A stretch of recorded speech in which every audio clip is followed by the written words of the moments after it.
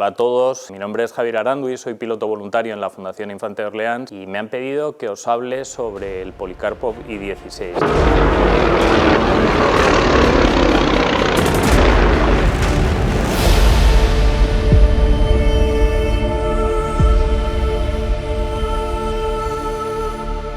El Policarpo I-16, primero la I es Istrebel, que es avión de caza en ruso. Dependiendo del bando, pues se le llamaba el Mosca, en el caso del bando republicano, o el Rata, en el caso del bando nacional. El primer vuelo fue el 31 de diciembre de 1933 y es muy importante porque representa la transición de un mundo de biplanos a un mundo de monoplanos, del mundo de la riostra al mundo del monocoque. Fue el primer avión de caza con el tren retráctil, el primer avión de caza con la cabina cerrada, que por cierto en el tipo 5 la solían llevar abierta porque no les gustaba nada ir encerrados. Es un avión muy compacto, tiene 9 metros de envergadura y solo mide 6 metros de longitud. Y ahí se concentra pues mucha potencia y también potencia de fuego.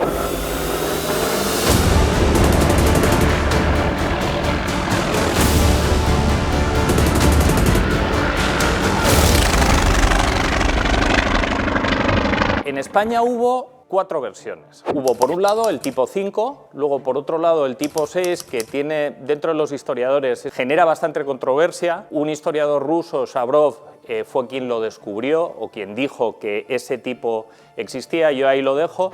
Luego existió el tipo 10 y el UTI-4. El UTI-4 eran unos aviones biplaza. En octubre de 1936, poco tiempo después, se empezaron a dar cuenta que era un avión bastante delicado por las características de vuelo que tenía. Era un avión con el que había que tener mucho cuidado, sobre todo a la hora de la toma, y ser muy cuidadosos respetando sus velocidades. Y lo cierto es que si se ven los campos desde donde actuaban, te das cuenta pues la calidad de aquellos pilotos y la entrega que tenían esos aviadores. En España también se fabricó una serie de aviones en la SAF 15 de Alicante, más o menos 30 aviones.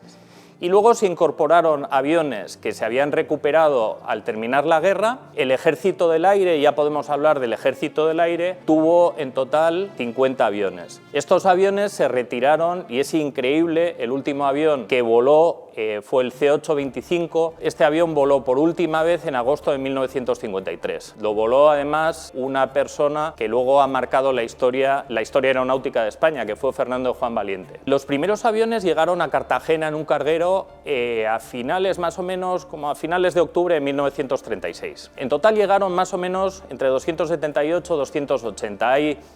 Esto de nuevo, también dentro de los historiadores hay cierto debate sobre cuál fue el número exacto de aviones que llegaron a España, pero vamos a quedarnos que llegaron 280. Aquellos primeros Moscas que llegaron eran de tipo 5, era un avión con un motor de 700 caballos y aquellos primeros tenían la cabina cerrada y tenían solo 2 ametralladoras, 2 SCAS, 2 ametralladoras rápidas del calibre de 7,62 montados en los planos. Posteriormente, el tipo 6, es un poco debatida su existencia, mantenía esas 2 ametralladoras, pero tenía un motor ligeramente más potente y además algunas modificaciones, algunas mejoras estructurales, y llegó el tipo 10. El tipo 10 fue otra sorpresa bastante poco grata, porque tenía ya un motor bastante más potente, de 750 caballos, tenía los alerones un poquito más cortos y 4 ametralladoras. Incorporó, además de las 2, los planos, las 2 que llevaban en las alas, se incorporó 2 en el capot.